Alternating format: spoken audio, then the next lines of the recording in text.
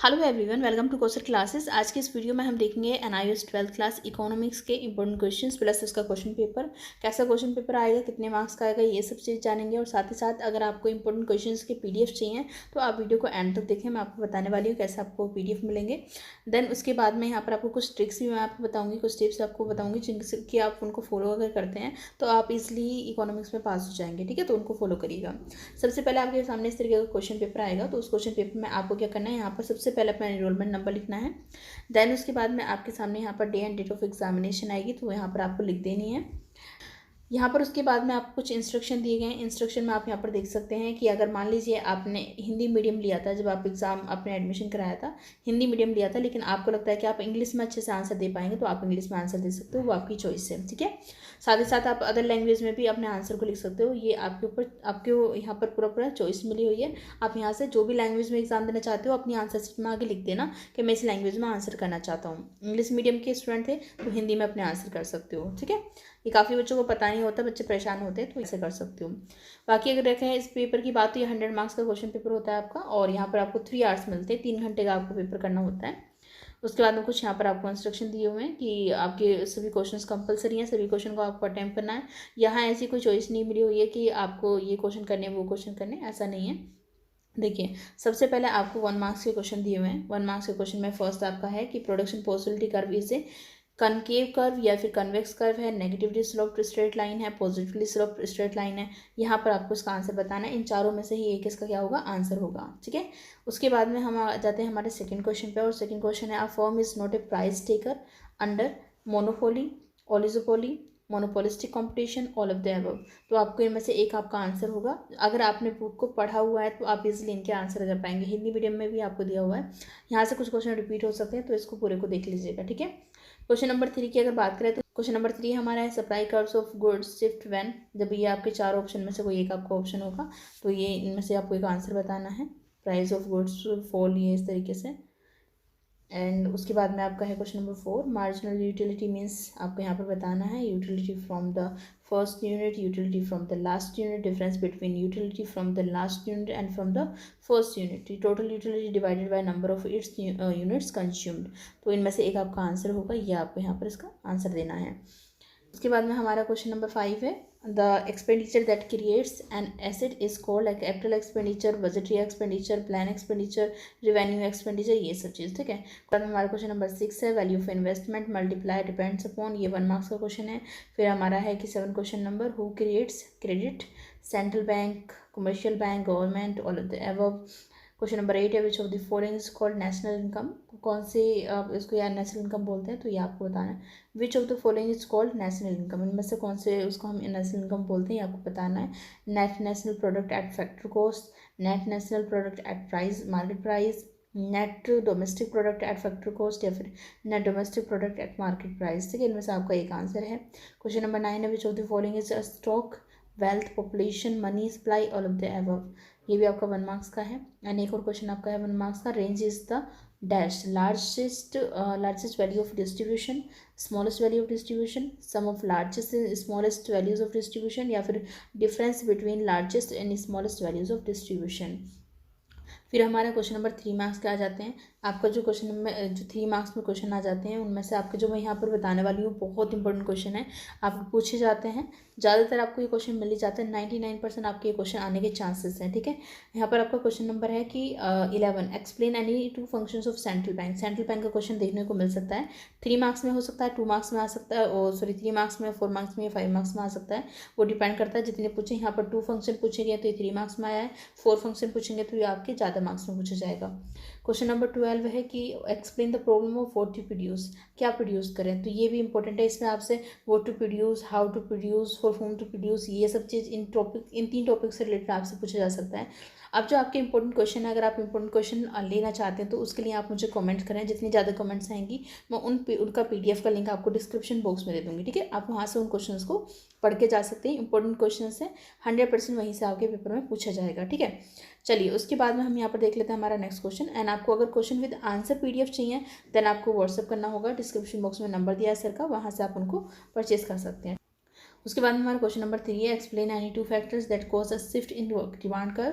Question number 3 है, ये आपका इंपॉर्टेंट है बट इतना ज़्यादा नहीं। Question number 14, explain number of firms as the basis of distinguishing between market and firms. ये क्वेश्चन भी ठीक है बट इतना इंपॉर्टेंट मैं इसको नहीं कहूँगी। क्वेश्चन नंबर 15 है आपका, explain lack of common unit of measure. बहुत इंपॉर्टेंट क्वेश्चन है, बार्टर सिस्टम का क्वेश्चन आपसे पूछ लिया जाता है, ठीक है, वो देख लेना। क्वेश्चन नंबर 16 है, explain the effect of excess supply of commodity on it's equilibrium price, ठीक है। क्वेश्चन नंबर 3 भी इंपॉर्टेंट है, इक्विलिब्रियम प्राइस पे क्वेश्चन पूछ लिया जाता है कई बार, ठीक है। क्वेश्चन नंबर उसके बाद में हमारा आ जाता है 17, क्वेश्चन नंबर 17 ठीक है बट इतना इंपॉर्टेंट नहीं है। उसके बाद में क्वेश्चन नंबर 18 जो है वो इंपॉर्टेंट है, state any 3 uses of index number. Index number से क्वेश्चन पूछा जा सकता है, ठीक है।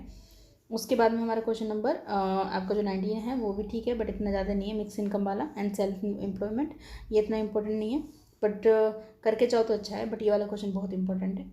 Micro economics and macro economics के बीच में आपको यहाँ पर क्या करना है, मीनिंग आपको इनको देना है, इनका मीनिंग बताना है आपको, तो ये इंपॉर्टेंट क्वेश्चन है, यहाँ से डिफरेंस पूछ लिया जाता है आपसे कई बार। फिर उसके बाद में हमारा क्वेश्चन नंबर 21 है, distinguish between following revenue receipts and capital receipt, direct tax and indirect tax. Question आपका 4 मार्क्स में है। Revenue receipt and capital receipt थोड़ा सा इंपॉर्टेंट है तो ये भी हो सकता है कि पूछा जाए। बाकी अब अगर हम बात करें आपके जो क्वेश्चन हैं कैलकुलेशन वाले जो कि न्यूमेरिकल वैल्यू में पूछे जाते हैं, कैलकुलेट अर्थमेटिक मीन, ये इंपॉर्टेंट है। यहाँ से एक क्वेश्चन आपको इस टाइप का मिलेगा, देखो सेम नहीं कहूँगी मैं कि सेम क्वेश्चन आपको उठ के आ जाएगा, नहीं, आपको इस टाइप का क्वेश्चन जरूर मिल जाएगा, यानी कि न्यूमेरिकल आपको यहाँ पर मार्क्स दिए होंगे, यहाँ पर नंबर ऑफ स्टूडेंट दिए होंगे और आपको अर्थमेटिक मीन निकालने के लिए बोला होगा, ठीक है। तो ये इस टाइप का क्वेश्चन आपसे पूछा जाएगा। क्लोज इकोनॉमी और आपका इन्वेस्टमेंट, ये भी इंपॉर्टेंट है क्वेश्चन, ठीक है, ये वाला। एंड उसके बाद में आपका है explain 2 causes of right word shift of supply curve, ये भी इंपॉर्टेंट है, ठीक है। Diminishing marginal utility question number 20, ये भी आपका इंपॉर्टेंट है। चलिए उसके बाद में हम यहाँ पर देख लेते हैं हमारा क्वेश्चन नंबर 26। देखो ये भी इस टाइप का क्वेश्चन आपको एक देखने को मिलेगा ही मिलेगा। यहाँ पर आपको इस तरीके से आपको कंप्लीट करने के लिए आएगा, आपको आउटपुट दिया होगा यूनिट्स में और आपको टोटल कॉस्ट यहाँ पर एक 40 दे रखी होगी। अब आपको अगर निकालनी आती है तो आप इजीली इसको निकाल पाओगे टोटल कॉस्ट को। एवरेज कॉस्ट आपको यहाँ पर गिवन है और साथ साथ मार्जिनल कॉस्ट आपको निकालनी है। तो अगर आपको आता है इसको निकालना, आपकी जो मार्जिनल कॉस्ट कैसे निकाली जाती है, टोटल कॉस्ट कैसे निकाली जाती है, अगर आपको उसके फॉर्मूले आते हैं आप इजीली इस वाले टेबल को पूरा कंप्लीट करके आ जाओगे, ठीक है। तो आप इनका इस टाइप के क्वेश्चन को पढ़ के जाना, क्योंकि एक तो आपको इस तरीके का क्वेश्चन दिया ही जाएगा। न्यूमेरिकल में कभी सेम नहीं आता बट इस तरीके का आता है। एंड आपको 6 मार्क्स में 101% एक क्वेश्चन आपको आएगा ही आएगा, जहाँ पर आपसे नेशनल इनकम कैलकुलेट करने के लिए आ सकती है, calculate net national product at factory cost, ठीक है। तो यहाँ से आपको इस तरीके से एक क्वेश्चन देखने को मिलेगा ही मिलेगा, आप इनकी प्रैक्टिस करके जाना। 3 मेथड होते हैं नेशनल इनकम को कैलकुलेट करने के, उनको आप फॉलो कर, उनको पढ़ के जाना अच्छे से। कोई सा भी मेथड से आपसे नेशनल इनकम कैलकुलेट करने के लिए आ सकती है तो आप उनको पढ़ कर जाना, ठीक है। इस तरीके से आपका एक क्वेश्चन हो गया। देन हमारा क्वेश्चन नंबर है 28। यहाँ पर आपसे एक आ जाएगा price elasticity of demand calculate करने के लिए। ये क्वेश्चन भी आपको 101% एक क्वेश्चन देखने को मिलेगा ही मिलेगा, ठीक है। प्राइस इलास्टिसिटी, सप्लाई इलास्टिसिटी इतना इंपॉर्टेंट नहीं होता but price elasticity of demand important होता है, ये पूछा जाता है। वही 6 मार्क्स में क्वेश्चन पूछा गया है और काफ़ी ईजी क्वेश्चन है। अगर आप इस टाइप के क्वेश्चन की प्रैक्टिस करके जाते हो आप इजिली इसमें पास हो जाओगे, ठीक है। फिर उसके बाद में आपका क्वेश्चन नंबर 29 है, ठीक है, बट इतना ज़्यादा इंपॉर्टेंट क्वेश्चन नहीं है। एंड उसके बाद में आपका जो क्वेश्चन नंबर 30 है ये बहुत इंपॉर्टेंट है। क्वेश्चन नंबर 13 आपका इंपॉर्टेंट है, यहाँ पर ये वाला आपका इस टाइप का क्वेश्चन आपसे पूछ लिया जाएगा। ये क्या है आपका इंपॉर्टेंट है और इस 6 मार्क्स में आपसे पूछा गया है। देन इसके बाद में हमारा क्वेश्चन नंबर 31 है कि describe 3 phases of the law of variable proportion. बहुत इंपॉर्टेंट क्वेश्चन है आपका ये वाला। क्वेश्चन नंबर 31 बहुत ज़्यादा इंपॉर्टेंट है, वेरी वेरी इंपॉर्टेंट क्वेश्चन है, ठीक है, इसको जरूर करके जाना। फिर उसके बाद में हमारा है from the following data calculate coefficient of correlation between X and Y by direct method. देखो अब आपको ना क्वेश्चन नंबर 20 दिया हुआ 32 दिया हुआ है, जिसमें कि आपको क्या कैलकुलेट करना है, coefficient of correlation between X and Y by direct method, ठीक है। ये आपका 6 मार्क्स में है, यहाँ आपको डाटा दिया हुआ है, इनसे आपको क्या करना है, कोफिशिएंट ऑफ कोरिलेशन क्या करना है, कैलकुलेट करना है। तो ये भी आपका इंपॉर्टेंट है। तो ये आपसे पूछे जाएंगे 32 क्वेश्चन। C22 वाला क्वेश्चन पेपर है, इस टाइप का क्वेश्चन पेपर आपसे बनेगा। तो जो क्वेश्चंस मैंने अपने इम्पोर्टेंट क्वेश्चन में बताए हुए हैं, जो PDF मैं आपको बोल रही हूँ, उस PDF को अगर आपको चाहिए तो आप मुझे ज़्यादा से ज़्यादा कमेंट करें। उसका मैं PDF बना के इम्पोर्टेंट क्वेश्चन का आपको डिस्क्रिप्शन बॉक्स में दे दूँगी। अगर आपको क्वेश्चंस विद आंसर चाहिए तो देखो वो आपको परचेज़ करने पड़ेंगे। उसके लिए कम से कम कॉस्ट उसकी रखिए ताकि आप पे ज़्यादा बर्डन ना पड़े। लेकिन जिन्होंने वो क्वेश्चन बनाए हैं, आंसर बनाए हैं, टाइप हुए हैं, तो उसकी जो कॉस्ट है उसके लिए आपसे वहाँ पर मिनिमम चार्ज रखे गए हैं। आप वहाँ से सर से उनको परचेज़ कर सकते हैं। नंबर आपको डिस्क्रिप्शन बॉक्स में मिल जाएगा। और सिर्फ क्वेश्चन चाहिए तो आप डिस्क्रिप्शन बॉक्स में आप मुझे कमेंट कर देना, मैं डिस्क्रिप्शन बॉक्स में उसका लिंक दे दूँगी, ठीक है। एंड आपकी कोई भी अपडेट आता है, आपके एग्जाम रिजल्ट सब चीज़ से रिलेटेड, जो भी आपकी मार्कशीट कब कहाँ से मिलेगी, इस टाइम आपकी मार्कशीट कहाँ से मिलेगी, सबके अपडेट आपको इस चैनल पर मिल जाएंगे। तो चैनल को सब्सक्राइब करके भी रखें। Thank you for watching.